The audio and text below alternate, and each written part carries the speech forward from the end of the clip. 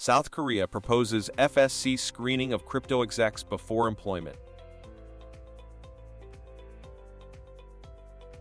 The proposed amendment to South Korea Virtual Asset Service Provider reporting requirements is expected to go into effect by the end of March 2024. South Korea's financial watchdog proposed amendments requiring new executives of crypto projects to get regulatory approval before they start working in crypto companies. On February 5, the Financial Services Commission proposed a major change in its virtual asset service provider reporting requirements. The proposal aims to give the FSC the authority to screen executives joining crypto companies. If enacted, the law would compel crypto firms to report changes in personnel to the financial regulator.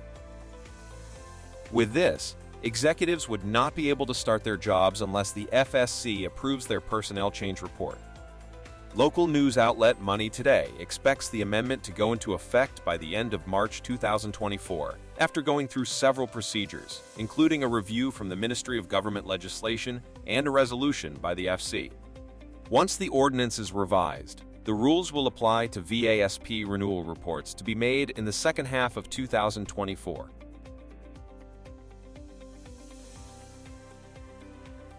For more in-depth analysis and exclusive content, visit our website at financialmarkets.online.